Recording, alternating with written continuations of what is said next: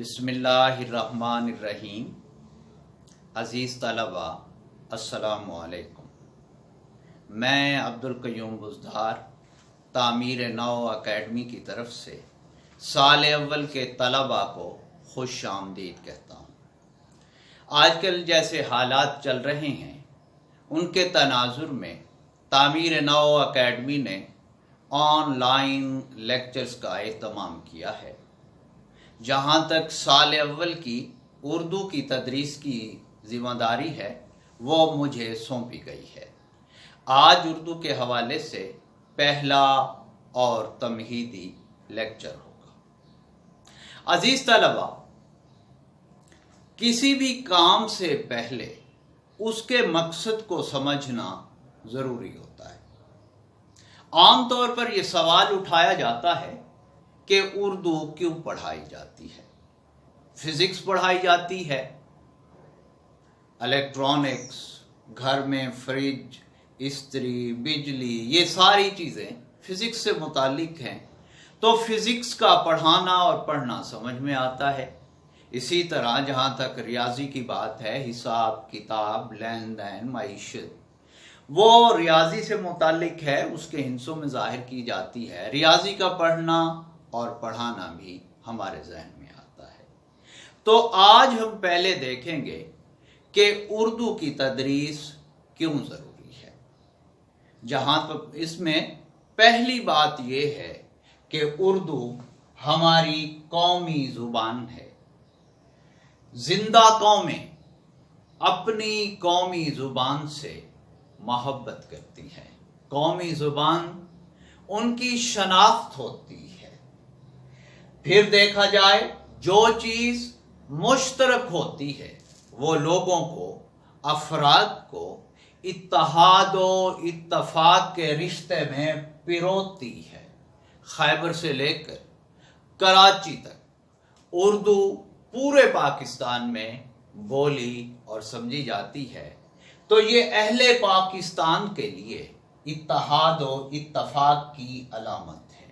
पाकिस्तान एक बड़ा मुल्क है, इसमें बहुत सी इलाकाई ज़ुबानें बोली जाती हैं।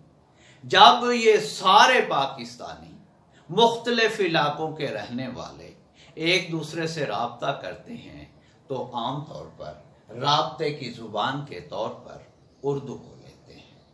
और फिर हमारा शोबा कोई भी हो, हम डॉक्टर हों, हम इंजीनियर हों, हम बैंकर हों, उर्दू अदब, नावल, ड्रामा, अफसाना, शायरी, गज़ल, नज़्म, ये चीज़ें हमें महसूस करती हैं और हम अपने काम के लिए दोबारा ताज़दम हो जाते हैं। उर्दू की अहमियत के हवाले से ये जो चंद बुनियादी बातें हैं मैं उन्हें दोबारा दोहरा देता हूँ। उर्दू हमारी कौमी ज़ुबान है, ये हमारे इत्तेहाद और इत्तफाक की अलामत है, ये राब्ते की ज़ुबान है। उर्दू अदब जो है इससे हम महसूस भी होते हैं।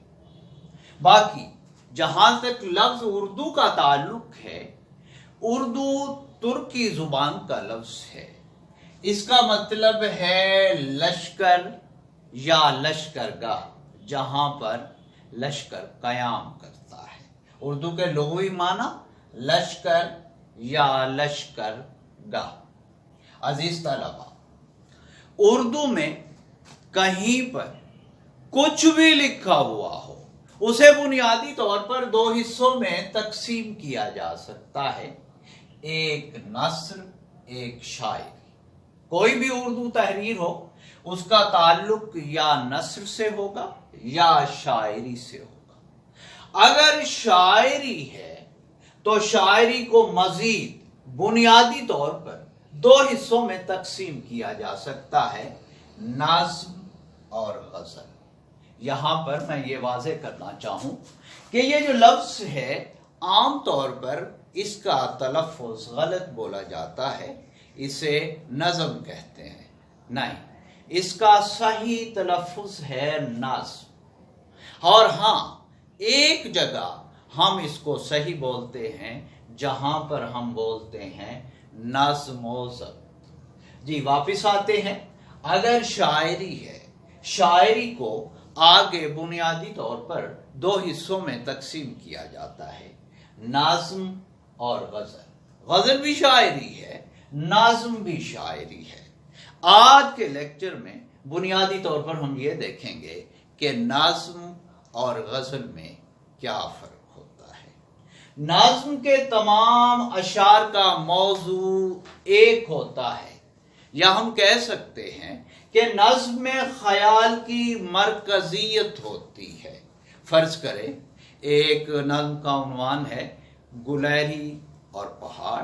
فرض کریں ایک نظم کا عنوان ہے برسات. تو اس نظم میں ہر بات برسات سے متعلق ہوگی. اگر نظم کا عنوان ہے کھڑا ڈنر تو نظم کے تمام اشعار میں کھڑے ڈنر پر بات ہوتی.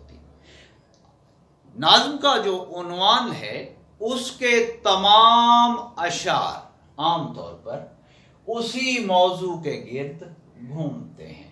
جہاں تک غزل کی بات ہے، نظم کے برعکس عزیز طلباء، غزل میں ریزہ خیالی ہوتی ہے. ریزہ کا مطلب ہوتا ہے ٹکڑے ٹکڑے ہونا.